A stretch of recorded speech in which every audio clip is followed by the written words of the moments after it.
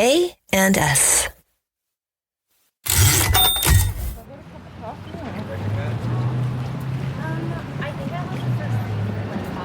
Guys, I need to go to Jones. I imagine Nick Houy running around Boulder with his ragtag group of flanneled filmmaker friends, heading to Jones Drug on the hill to get the latest footage from his Super 8 camera developed. The place smells of processing chemicals, popcorn, and home, a nostalgic alchemy that returns to Nick with just a shutter close of his eyes.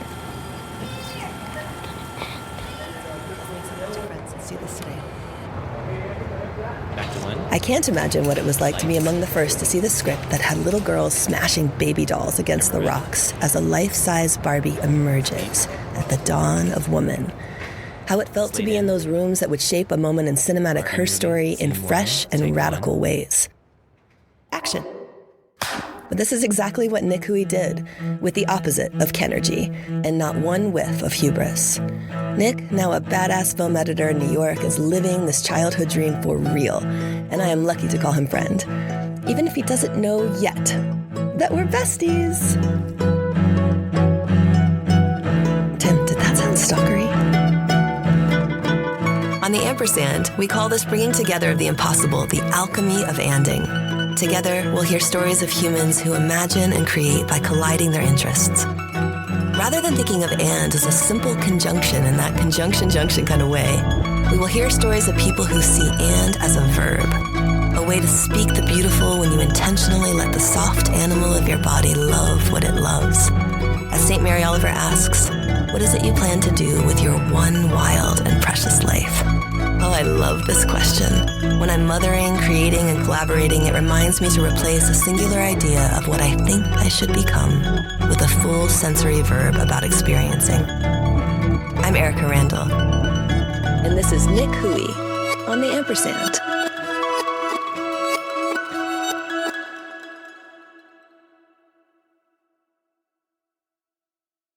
You know what's an interesting one is when I met Lois Smith, because she was in Lady Bird, she was like the nun. Oh, yeah. And I was like, that is who set you back? Well, yeah, you were in East of Eden with James Dean. You kissed James Dean and like hung out with him. And she was just like, yeah, he's the coolest. What can I say? Oh, she's still, that's, you know? Yeah, he was the coolest. Yeah. Okay. Did you go like this towards her mouth? Like, can I? Kind of, yeah. If I just. Well, you're just like, it seems unreal, you know? Yeah. It's, when you watch that movie, you're just like, I can't believe I met that woman. Those are those moments where you're just like, that's totally surreal. Yeah. Yeah. Cool. Especially when you've been a fan of film for so long and you literally grew up with these people. Yeah. Wallace Shawn asked me for directions on the streets of New York. And when I was at Juilliard, and he said, do you know where the Walter Reed Theater is? Why would he need to know? He's the one. I would ask him. Well, and I looked at him and I said, me from my glass, you from yours. And his wife was cracking, and it was right behind us was the funny part. We were standing in front of it. So I felt like he just wanted to meet me. I don't think he actually needed directions. That's sweet. It was super sweet. I know, but I'm such a Princess Bride fan that I couldn't believe, like there, and I don't get starstruck a lot. I just kind of think you're going to meet movie people. They're human people and they live in the world. Yeah, it's not inconceivable. I see what you did there. My kids watch that movie all the time. They love it. They love it. Did they hate that one? Or do you, as an editor, hate inconsistencies in film? Like that moment when when he's dunking him in the water and his hair's in front of his face, and the next scene, it's not. You know what? Does that make you crazy? I found it not at all. No. It doesn't make you crazy? No, I don't care at all about that stuff. You don't? Because I always think of it as it's all fake, you know. It's like it doesn't have to pretend to be real. Yeah. You know, it's like the famous thing is like Marty and Thelma are all about that, and a lot of people just aren't about that, and so it's just you kind of like, which side are you on? So you're not a perfectionist in that way. No, and why? Who cares about continuity? 99% of people don't notice it unless they watch the movie 100 times, and then that means you've already won them. Yeah, so and then you're welcome. It didn't deter them. Yes. That's right. And then it's a fun little bonus. That's right. And then it becomes an Easter egg, and then it becomes something that I found that moment when, Yeah, I love that idea too. And it probably makes your cut maybe feel a little more free because you're not just stuck on the continuity. You're looking for the right motion, the right shot. Exactly. It's all, Walter Murch, lists the reasons for a cut, which is really nice. And number one is emotion, and, way further down is continuity. Way further down. How does it go? It goes emotion. I can't remember off the top of my head. Even number two, make it up in Nick Houy's list. What are you cutting for? Character, story, but emotion is number one. Yeah. And that kind of comes down to that thing about, you're only as good as your editor, that old adage that actors actually are just, they could look terrible if you made them, like you cut away. Do you feel that? Like you're working in partnership? Yeah. Mm-hmm. Well, and you're always cutting terrible versions of their performances at your first pass, because you're just buried in dailies and you're trying to get onto the next pass. So very well how bad you can make them look. So you could blackmail like Ryan. Sure. Well, there's some actors where everything they do, even just watching their dailies, is like, I could just get popcorn and just sit and watch their dailies because it's so entertaining. You could have people pay. I always say that, you should just release these dailies. Yeah. You would make a killing. Just you don't have to edit them at all. And no one ever listens to me. Whose dailies? If you had a show called The Daily Show, and you didn't get in trouble with other people for that title, what would it be? Who would you start with? I mean, everything on this movie I've been working on now, all the dailies were hilarious. It's like Matt Bomer is amazing. Keanu Reeves does amazing, funny stuff. Keanu Reeves is actually hilarious. He was terrible in Dangerous Liaison, so I'm sorry, Keanu. That wasn't your best work, but I love you always. I'm sure the dailies are really fun to watch, though. Yeah, I'm sure they're really fun to watch. Yeah. That's amazing. Do you suffer things that you have to cut that you love, though? You talked about the bear scene in Barbie that had to get cut with Ken. Do you have a flip book of those moments that end up on the floor that were good, but they just slowed down the pace of the film? Of course. I mean, that's constantly what you're doing. And it's even little looks, little words, let alone whole scenes or parts of scenes, huge chunks of sometimes a whole storyline in a movie. Like on this one I was just working on, we completely... we ditched 40% of the movie and reshot 30% of it, Was that the Jonah Hill film that you were working on? Yeah. Okay. So it's just, some movies you drastically change. It's almost just like writing multiple drafts. It's that fluid. Wow. The final montage you write, or you talk a lot about in Barbie in tons of interviews. And I don't need to regurgitate other interviews about what it was like to watch people's home movies and all the things, but you said this really powerful thing where you said you never could have shot something that beautiful, cutting to the core of what it is to be a person and have a family and have loss and just exist in the world. And you were talking about kind of found footage and how it holds a thingness. Are you always kind of chasing that? Or, just talk to me about... Then how do you live in the world without a camera in your hand? It was such a beautiful statement what you said, but it also made me feel a little, made me feel manic, because that's the direction I tend to go when I feel something heightened. What does that do for you when you kind of realize that resonance in found footage versus that of the artificial or the created, like you were talking about earlier? Oh, I think two things. It's one is that even if you're working in non-found footage, let's say dramatized acting and things, you're still always looking for that real thing. Yeah. I'm cutting a scene yesterday that, you have the eyes sort of tilt down, tilt back up, and it not scripted, never done in any other of the takes, and it's just, you can see the character realizing that something's dying inside of him, and you're I gotta use that, and you got to figure out how to use it. And so that's a moment that's pure, it's a great actor, obviously, but it's also just feels very natural. Yeah. And so finding all of those moments are super important.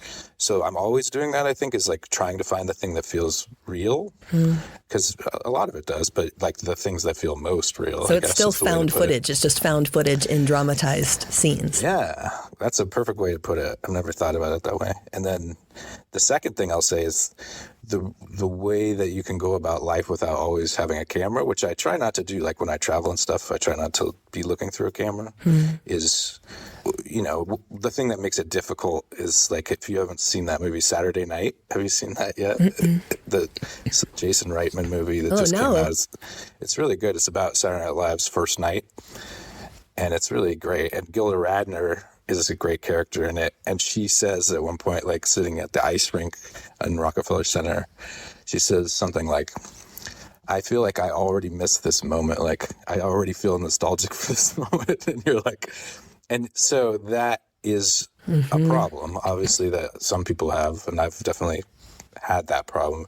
And I think what you have to learn to do is just sort of make your mind a camera for a moment and just take it in, really be present for it, and then try to remember it. And I have a terrible memory, but really just try to lock that one away, because there is something removed when it is a video or a photograph. I think there is something removed from that. It's there's framed. Something special about it, keeping it in your perspective that obviously will shift over time, but it's still just yours, you know? Yeah. And I think that's interesting too, to try to, that's how I can walk around without using a camera all the time, but I do it too much probably. And those shifts of memory are actually some of my favorites. The way we it can be dangerous, but yes. It can be dangerous, especially if you're like married and you have you're in an argument. But I have the 13-year-old said last summer, Mom, this is the last summer of my childhood. Yeah. And like was already in the movie of the last summer of his childhood. And I was like, oh, buddy, it's a heavy thing. But then there's that thing of missing something already while it's happening. Yeah. But that can also act as like a really heavy book to your heart and press it in even deeper sometimes. So, it's the joys and the glories of being deep feelers and seers of things. And as a little rascal in Boulder, Colorado, you were running around and creating these worlds. Did you know you wanted to be in film, or was it really just a way to be in the world at that time? Did you see it as a career?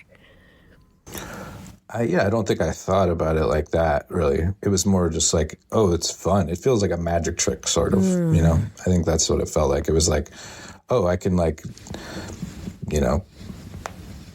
just make myself laugh and make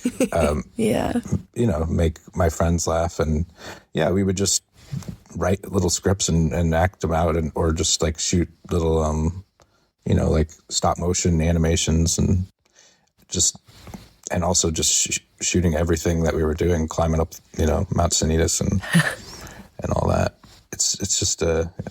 It felt natural. I don't think I was thinking about like, oh, this is what I want to do. Okay. And then eventually, because I went to, you went to school for it, in Boulder. Yeah. And it's such a great school there, and worked at IFS and everything. And it just felt like a New York sensibility. So I was like, well, I'll just go to New York and see if I can keep doing this kind of stuff in New York. And then you ran into Greta Gerwig on the street. She was dancing down the street. She tripped and fell into your arms. Yeah, New York is full of that kind of thing. Like Wallace Shawn, just wandering around. Yeah, I know. It's just the kismet of Manhattan. But how did you trip into that relationship, or what was that fall like? That was I think it's a great lesson for anyone who is trying to have the ability to do the kinds of things you want to do. I had coworkers that we all started from the bottom, when we were in our early 20s in New York. Wait, what does the bottom look like when you say started from the bottom? It's like you're a PA, or you're working at a facility just moving furniture and making coffee and stuff like that. You mean you didn't just like walk and stuff? Yeah, you didn't just walk onto a set and be famous. This is what we have to tell our students. This is like, you have to show up first, right? You keep showing up. You got to do all the stuff. Yeah. I mean, some people can just step right into editing if they're very lucky to just meet or be directing their own stuff that hits really, it's just, you never know what's going to hit, and you'll continue to do it. So most people have to work their way up and learn on the job, which I think is actually useful. But so just knowing all of those people, and we got each other jobs that's, or interviews, and so that I feel lucky that I was just able to get the interview and then, go from there. And that's the same with all the directors I've worked with. You're just lucky to get the interview, and then if you guys see things in an interesting way together, then you'll work together and, give each other space to be creative and be your own person, hopefully. That sounds like you just go on a lot of first dates. Well, maybe like once a year, maybe twice a year. Okay, that's pretty hot. That's pretty hot. Yeah. But your first date with Jonah, was it like you and did you just? Oh yeah, we hugged the whole time. The whole time you were talking and telling story and just like all in there, just in your hoodies, just. Exactly. Oh, I love that. No, but I do remember him giving me a big high five as we were leaving, which was fun. With a good smack sound, like a really solid, a real high five. Yeah. Yeah, that's amazing. Do you have stories that you want to tell, Nick, that are yours? That are no, not really. No, you got nothing in there. There's just nothing you want to say to the world. No letter you want to pen, Emily Dickinson style. No. I'd much rather be the person like you hand me the block and I'll start sculpting it. You're the Rodin. I don't want to be out there getting the block. I don't know what it is. I just really like doing the work, and finding the emotion in it and finding what's special about it. I like doing that. Whereas writing, I feel like it's almost too wide open. It's really hard to write for me because it's just, you could do anything. I like to have something in front of me that I can then do anything to. Yeah. Yeah. Which makes you, why. Well, that probably makes you an amazing collaborator for the human who wants to be starting with the nothing and then they build the something and then you cut into it. That's, if you had too much of the other ambition, it could maybe make you go ram to ram. And in this way, it makes you I would imagine a pretty incredible human to collaborate. Piece. Yeah. That makes sense. Yeah, I can see that. Yeah. So how do you see yourself like a time traveler? Is time totally fucked for you as an editor? Do you believe in linear time? How does time exist for you as a human or in film, or has editing film warped your sense of chronological time? That's a good question. I don't know. I always feel like I never have enough time for anything, but that's just part of being a busy dad, I think. No, I mean, I've always thought about it the same way, sort of. So it's like music or photography or editing movies or shooting movies. You're always playing with time. So it hasn't changed the way I think of things because it's just always been built in, I think. And as a kid, you had a miraculous inner life that allowed you to not feel lonely. Is that what I can infer from that last from my research and just looking at some of the material? Psychoanalyzed an only child, yes. Oh, who grew up with a single mom, in a hippie house and watched French film. I'm not going to do it. You're going to do it. That's what you do. And I used to get quiet and I just sit back and twirl my pencil. And Nick, what was it like in your imagination? Did you always know that you had a backdrop behind you or that the things in your room were props and part of a mise en scène, or did you? Yeah, I guess, yeah. It's just, when you're really little and you have access to a camera, which I feel lucky to have had, and Super 8 cameras and stuff, I could just shoot Super 8 and go to Jones Drug on the hill, process it, and then put it in a projector and project it on my wall. I didn't need anything else. So it was just I would feel lucky to have been able to live in that way as a kid and be in a band and play drums and just, so it all just felt like an amalgamation. It felt very natural. It wasn't like I was thinking about it. It was fun just to mess around, and it still is, I love that. That is the most nonchalant, awesome way of just living into your life. We're I just went to Jones on the Hill, processed my film, was in a band, played drums, created the scores for my film, made music videos, just projected it on the back of the garage. That's just what I do. That's just kind of not as normal as you think, my friend, is the thing. I didn't have a garage. We were just in a little one-bedroom apartment, but we would, project onto the wall. And it was cool because you really could find old guys who had old projectors and cameras and stuff that would just sell them to you at King Soopers, you know. I love it. And and when I think about Jones, R.I.P., I danced outside the day they closed it down. And we brought our dance class out with drums, and the owners came out and just cried. It was so beautiful. It was one of those things that if you'd shown up with a Super 8, it would have been a great documentary about Jones and the popcorn machine. We'd all run to get the popcorn that a place that develops film and has popcorn. It's made for movies. Yeah, definitely. That smell, you just reminded me. That combination of smells. Right. And I worked in the environmental design building in the dark room too. So that whole area, it's really a small little pocket there. Yep. It smells like Fixer to me. Yeah, like deep ink. Yeah. And now it's a Starbucks. I know. I'm sorry. But we did try to resist. I did bring the resistance because, and we still call it Jones. You want to meet at Jones? And knowing very well that we're meeting at a Starbucks. When you were a kitten, you were watching film with your mom. She was your first kind of gateway to cinema. And my dad too. Your dad also him showing me Kubrick movies when I was way too young to be watching them. Yeah. Do you remember your first film? I remember mine in the theater. Do you remember the first thing you went to see? Well, the one that I always say stick with me is The Double Life of Veronique, because I was La Double Vie de Veronique. It's so fucking good. But it's weird to remember it from a 4-year-old's point of view. I shouldn't have been watching it. But Tell me you didn't see Betty Blue at 4. I was 14 at least when I watched that one. No, I don't remember when I saw that. Talk about a score. Oh my God. It's beautiful. It's so beautiful. Thanks for being the fourth person I've ever talked to in my life who understands the beauty of that. Yeah. It's funny. I remember being too young to watch Flashdance in the theater. Oh, yeah. I would sneak into movies all the time. And obviously in Boulder. And I remember sneaking into shows at the Boulder Theater, too.